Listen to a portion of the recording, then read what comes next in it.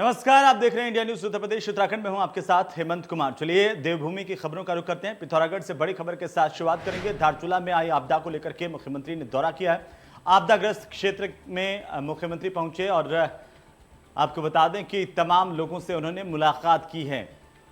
तो सीएम धामी पहुंचे थे आपदा पीड़ितों से मुलाकात करने के लिए।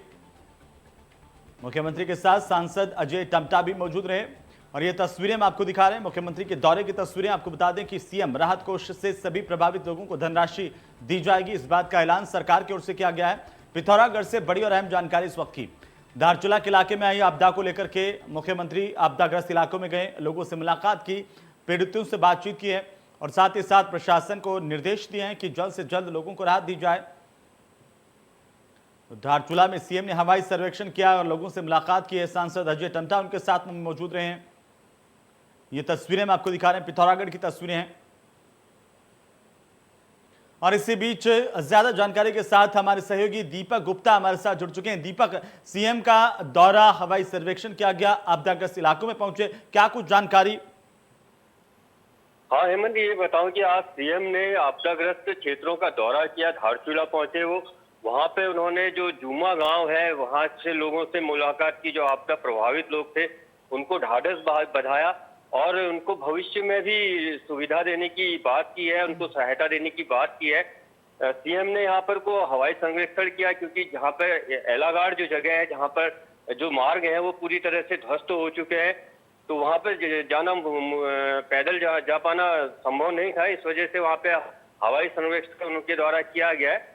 सीएम ने यहाँ पर जो प्रशासन की ओर से जो राहत राशि के तौर पे 4-4 लाख रुपए पीड़ितों को देने की यहाँ पर को बात कही है। उसके अलावा सीएम ने जो मुख्यमंत्री राहत कोष है वहां से 1-1 लाख रुपए और जो प्रभावित है उनको देने की बात यहाँ पर कही है। यानी कि कुल मिलाकर के प्रति व्यक्ति जो राहत राशि है 5 लाख रुपए वहां पर को अब यहाँ जो आपदा प्रभावित है उन लोगों को दी जाएगी। बिल्कुल दीपक, अभी क्या कुछ हालात वहां पर जमीनी तौर पर देखे जा रहे हैं? जो अभी त्वरित यहाँ पर को जो स्थिति बनी हुई है यहाँ पे, क्योंकि अभी तक जो लापता लोग हैं उनमें से भी 3 लोग लापता हैं। लगातार यहाँ पर रेस्क्यू यहाँ पर किया जा रहा है। सेना के लोग हैं वहाँ पे, एसडीआरएफ है, एनडीआरएफ की टीम यहाँ पर पहुंची हुई है। तो लगातार वहाँ पर को खोजबीन जारी है कि 3 लोग जो लापता अभी भी हैं उनको वहाँ पे को खोजा जाए, लेकिन अभी तक न ही किसी का शव मिला है, न ही किसी की जानकारी मिल पाई है। बिल्कुल दीपक, लेकिन क्या माना जाए कि मुख्यमंत्री का दौरा जब लोगों के बीच में सीएम यहाँ पर पहुंचे हैं उसके बाद तेजी आएगी, प्रशासन की राहत और बचाव के कामों में भी लोगों को राहत मिल पाएगी? देखना तो ये है कि राहत की कोशिश तो पूरी तरह से यहाँ पर की जा रही है ताकि लोगों को राहत मिल पाए, लेकिन प्रकृति का जो ये रौद्र रूप है और किस तरह से कहाँ, क्योंकि पहले भी यहाँ पर को आपदा आई है तो बहुत सारे लोग अभी भी लापता ही हैं और बाद में उनको मृत घोषित किया गया था। तो ऐसी स्थिति ना आए, इस वजह से भी यहाँ पर को राहत कार्य में तेजी लाई जा रही है। सारी जो ये रेस्क्यू करने वाली टीमें हैं वहाँ पे मौजूद हैं। बिल्कुल दीपक, चलिए बहुत बहुत शुक्रिया तमाम जानकारी के लिए और लगातार अपडेट हम आपसे लेते रहेंगे। तो चलिए आगे बढ़ेंगे और इसी बीच एक और बड़ी खबर से हम आपको रूबरू करवाते हैं। देहरादून से बड़ी खबर है जहां पर हरीश रावत ने धारचूला को लेकर के अपनी चिंता जाहिर की है। उन्होंने कहा कि वहां के लोगों को बचाना जरूरी है और बार बार इलाके में बाढ़ आती है, ये हरीश रावत का कहना है। उन्होंने धारचूला के आपदा को लेकर के अपना बयान दिया है। ये कहा है कि बार बार यहाँ पर बाढ़ लोगों के लिए परेशानी का सबब बनी हुई है। हरीश रावत ने धारचूला को लेकर के अपनी चिंता जाहिर की है कि यहाँ के लोगों को बचाना जरूरी है, प्राथमिकता प्रशासन की भी यही है और लगातार कोशिशें हालांकि जारी है। हरीश रावत मीडिया से बातचीत कर रहे थे। धारचूला की आपदा को लेकर के उन्होंने बयान जारी किया है। जिसमें पिथौरागढ़ के सीमांत क्षेत्र जिसमें धारचूला मुंशियारी है और चारों तहसीलें बंगा पानी, मुंशियारी, धारचूला और तेजम, तीनों की परिस्थितियां बड़ी विषम हैं और उसके लिए राज्य को एक स्पष्ट नीति जो है वहाँ के लोगों की हिफाजत करना बड़ा भारी कठिन काम है। हर बार कुछ न कुछ ऐसी आपदा आती है परसों हमारा जो विधायक है वहाँ से हरीश धामी, वो रो रहे थे जब उन्होंने मुझको आधी रात को जगा करके ये बताया कि ऐसी हालत होगी करके, क्योंकि हर बार इस तरीके के हालात पैदा हो जाते हैं। तो वहीं चमोली की बात करें तो चमोली में लगातार भूस्खलन की स्थितियां देखने को मिल रही हैं और विकासखंड के जुगजुग गांव के ऊपर पहाड़ का हिस्सा टूट करके गिर गया। ग्रामीणों ने घरों को छोड़ करके अपनी जान बचाई है। रेनी गांव में भी भूस्खलन जारी है और बीते कई दिनों से यहां पर सड़क बंद है। लोग विस्थापन की मांग कर रहे हैं। ये जो तस्वीरें हम इस वक्त आपको दिखा रहे हैं कि भूस्खलन से किस तरीके से तबाही मची हुई है, लोगों की जान पर बनाई है और आए दिन यहाँ पर पहाड़ का कहीं ना कहीं हिस्सा जरूर से गिर रहा है। इसकी वजह से भी लोग दहशत में हैं, चिंतित हैं और अब ये मांग कर रहे हैं कि उनको यहाँ से विस्थापित किया जाए। तो चमोली की तस्वीरें इस वक्त हम आपको दिखा रहे हैं। चमोली में भूस्खलन का दौर इस वक्त जारी है। लैंडस्लाइड लगातार यहां पर देखने को मिल रहे हैं और पहाड़ों के हिस्से गिरने की वजह से लोग दहशत में हैं। लोगों ने मांग की है कि उनका विस्थापन यहां से किया जाए जल्द से जल्द प्रशासन से और कोशिश यही होगी कि कैसे आखिरकार इन लोगों को बचाए रखा जा सके, क्योंकि लगातार पहाड़ों में हो रही बारिश के बाद भूस्खलन एक बड़ी समस्या है।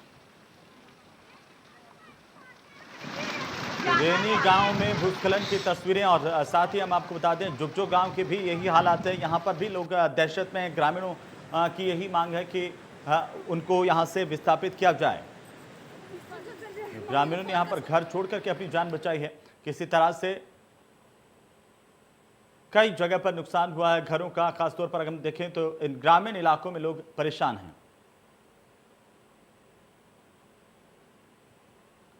चमोली की तस्वीरें जहां पर भूस्खलन जारी है। आपको बता दें कि विकासखंड के जुगजू गांव के ऊपर एक पहाड़ का हिस्सा टूट करके गिर गया, जिससे ग्रामीण दहशत में आ गया। हालांकि उस वक्त ग्रामीणों ने अपने घरों से बाहर निकल करके अपनी जान बचाई।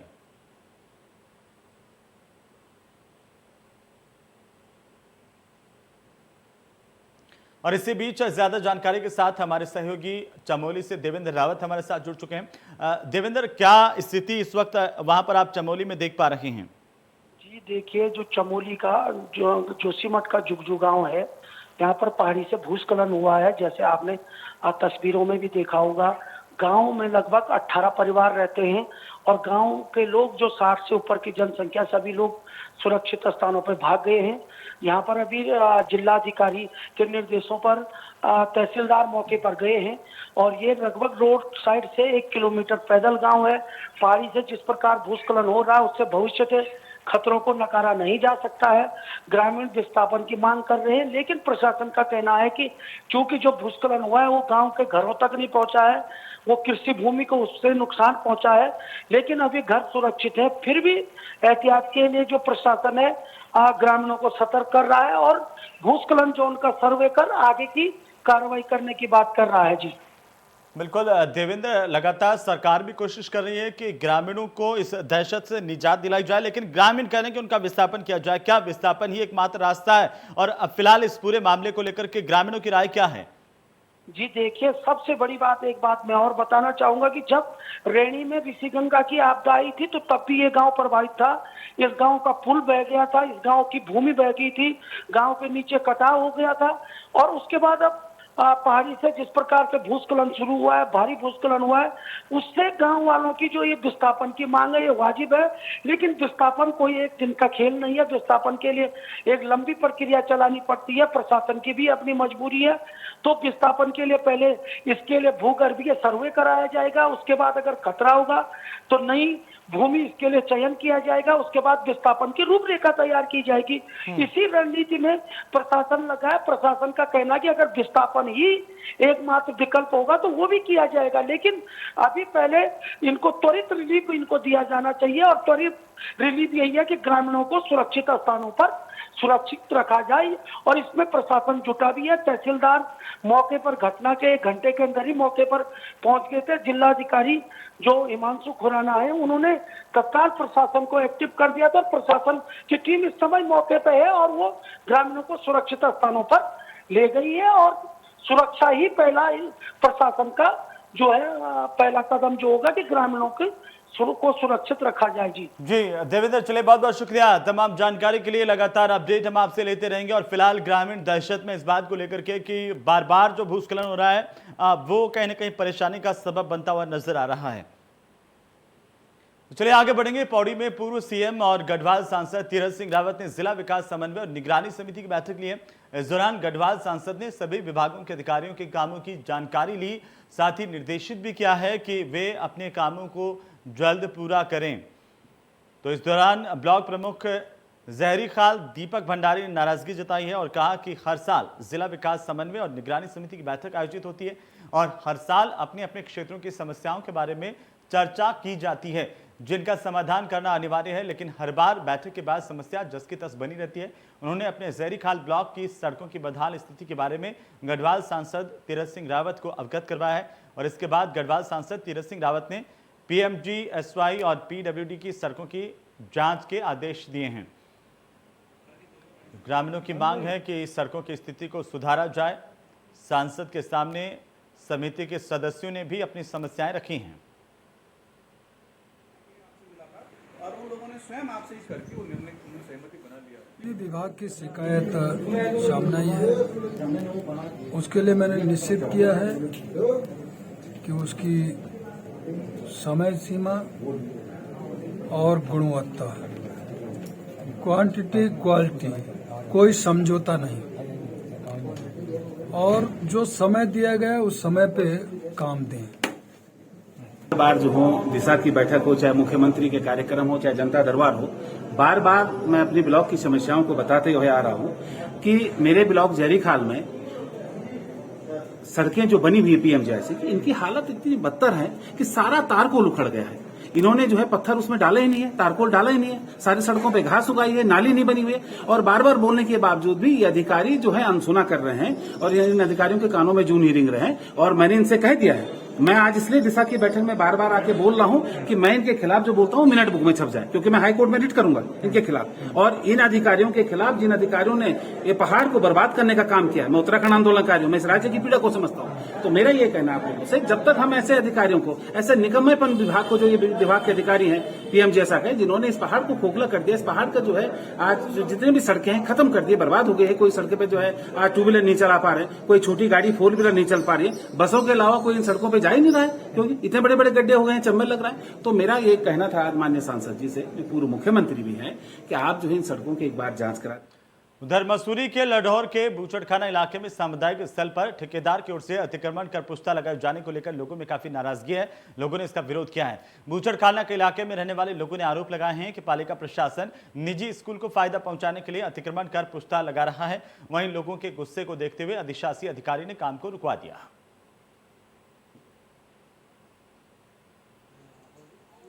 नगर पालिका हमारी है, नगर पालिका से पास तो कुछ है नहीं। यहाँ बूचड़खाने में इतना बड़ा मोहल्ला है,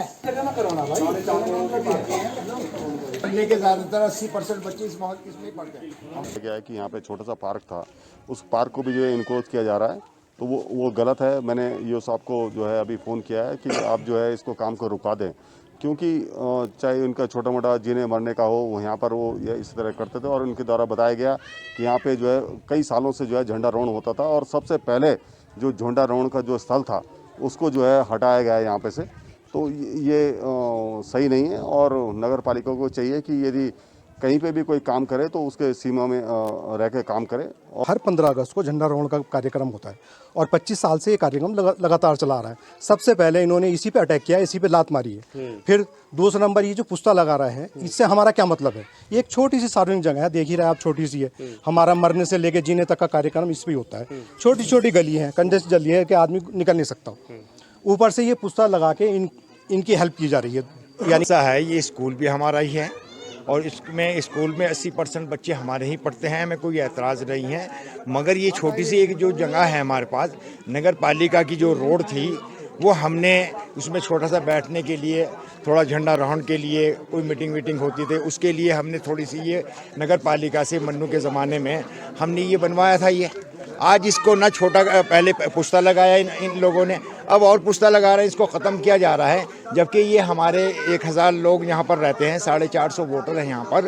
ये जैसा कि अभी आपको पता है, हम लोग यहाँ पर आए हैं और हमने सभी यहाँ के जो बासिंदे हैं इनसे बात की है। तो उसमें ये है कि जो पार्क है, जो यहाँ पे पार्क बताया जा रहा है, तो एक्चुअली प्रॉब्लम ये है कि जो यहाँ पे मिट्टी जो डिबरी डम हुई है इसको प्लेन करने का प्रोजेक्ट है। तो उसमें ये है कि जो रिटेनिंग वॉल है, आप देख सकते हैं यहाँ पे रिटेनिंग वॉल काफ़ी वीक है, इसकी स्ट्रेंथ काफ़ी कम है।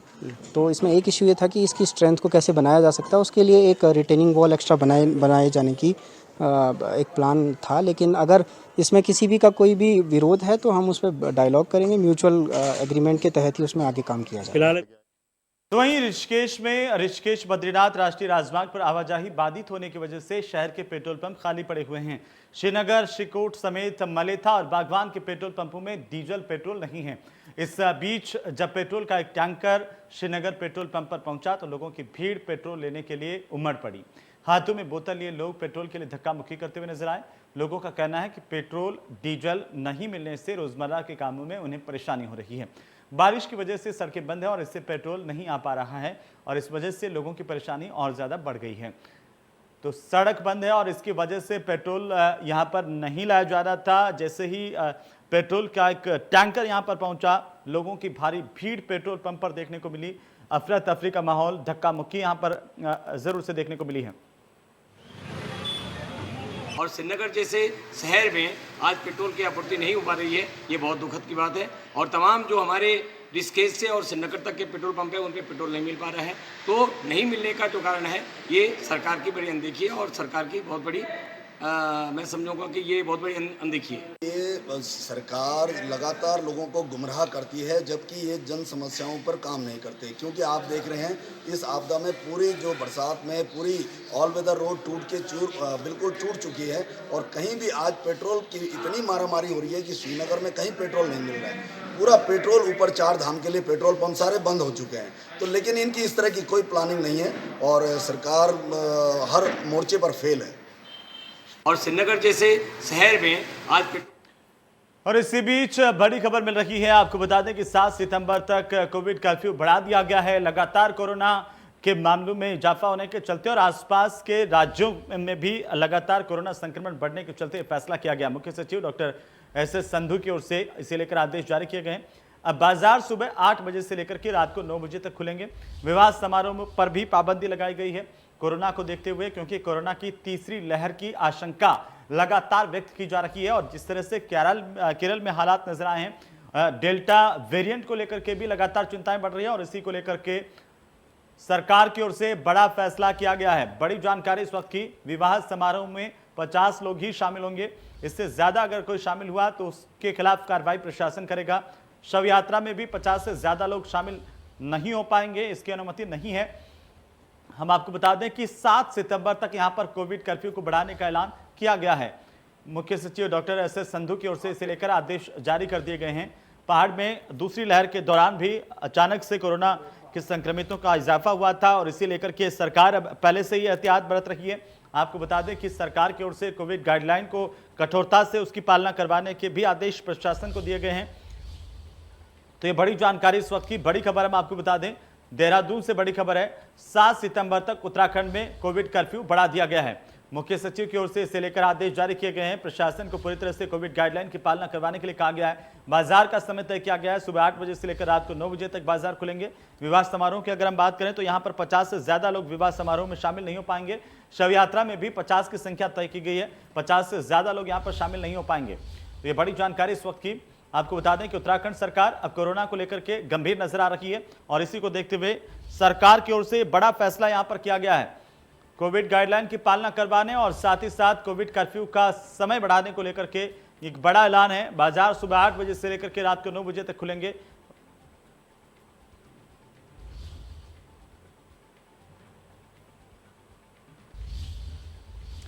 चलिए आगे बढ़ेंगे। काशीपुर की मंजिल वेलफेयर सोसाइटी के सदस्यों ने काशीपुर के एल.डी. भट्ट राजकीय चिकित्सालय में रक्तदान करते हुए नगर के युवाओं को जागरूक कर अपील की है और लोगों से ज्यादा तादाद में रक्तदान करने की अपील की गई है। आपको बता दें कि इसकी वजह से अस्पतालों में बीमारी की वजह से जिंदगी से जूझ रहे मरीजों को नया जीवन मिल पाएगा। इस दौरान सोसाइटी के अध्यक्ष ने बताया कि हमारे दर्जनों सदस्यों ने जहां पर कोरोना की पहली और दूसरी लहर में लोगों की सेवा में बढ़ चढ़ कर हिस्सा लिया था, वहीं यदि ये तीसरी लहर आती है तो हमारा विश्वास है कि हमारा देश इसको भी मात दे देगा। तो काशीपुर की तस्वीरें जहां पर रक्तदान शिविर का आयोजन किया गया। लोगों से भी अपील की गई है कि लोग आगे आएं और रक्तदान करें। इससे किसी का जीवन बच सकता है। सोसाइटी की तरफ एंजल वेलफेयर सोसाइटी की तरफ से हम लोगों ने ये रक्तदान शिविर लगाया है और इसमें हम लोग जैसे ये आशंका तीसरी लहर की जब हो रही है, इस वजह से हमने ये लोगों को सामने आकर ये ब्लड डोनेट करना चाहिए और इसकी आवश्यकता भी है और लोगों में जागरूकता आनी चाहिए। जैसे लोग डरते हैं या इन लोगों को जानकारी नहीं है, तो ये एक इससे बड़ा कोई दान नहीं है। Angel welfare. तो वहीं हल्द्वानी में पेयजल संकट गहराने लगा है। पिछले 10 दिनों से हल्द्वानी की वार्ड संख्या 8, कुलियालपुरा, वाल्मीकि कॉलोनी और जगदम्बा नगर में पेयजल सप्लाई ठप है। बताया जा रहा है कि मोटर खराब होने की वजह से यहां पर पेयजल सप्लाई नहीं हो पा रही है। आक्रोशित जनता ने आज जल संस्थान के खिलाफ मोर्चा खोल दिया है और नवाबी रोड को जाम कर दिया। ग्रामीणों ने कहा कि यदि पेयजल समस्या का समाधान जल्द ही नहीं हुआ तो वे किसी भी हद तक जाने से गुरेज नहीं करेंगे। पेयजल किल्लत से त्रस्त आक्रोशित जनता की तस्वीरें हल्द्वानी की हम आपको दिखा रहे हैं। कुछ लोग कार से पानी ढो रहे हैं, दूसरी तरफ परेशान जनता सड़क पर खाली बर्तन रख करके पेयजल संस्थान के खिलाफ प्रदर्शन कर रही है।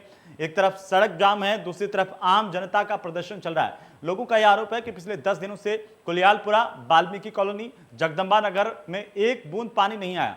जनता करे तो आखिर करें क्या?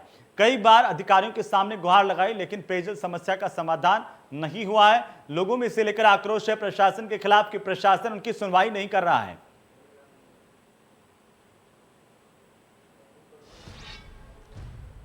तो वहीं कोटद्वार की लाइफलाइन कही जाने वाली लालढंग चिल्लाकाल मोटर मार्ग के मध्य पड़ने वाली सिगड़ी स्रोत पर बनी सुरक्षा की दीवार कुछ महीने पहले ही पहली बरसात में ही बह गई है। यह सुरक्षा दीवार निर्माण के समय में ही सवालों के घेरे में आ गई थी। सुरक्षा दीवार के घटिया निर्माण को लेकर के स्थानीय प्रशासन और क्षेत्रीय विधायक को जानकारी लोगों ने दी थी, लेकिन निर्माण की जांच करने के नाम पर प्रशासन और क्षेत्रीय विधायक के हाथ पांव फूल जाते थे और इसकी वजह से सुरक्षा दीवार पहली बरसात में बह गई, लेकिन जांच नहीं हो पाई।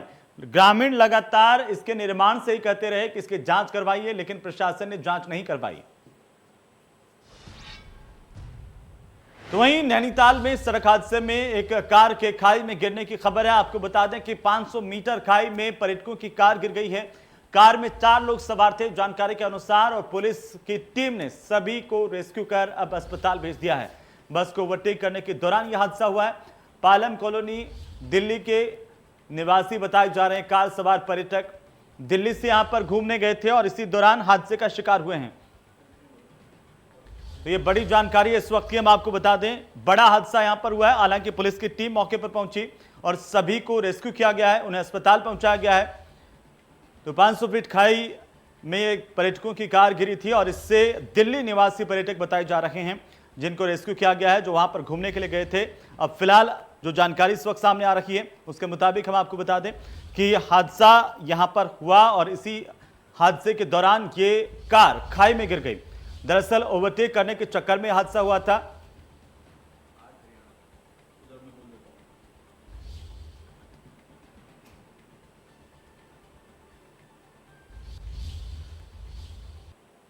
तो चलिए इसी के साथ ही देवभूमि की खबरों में फिलहाल इतना ही। नमस्कार।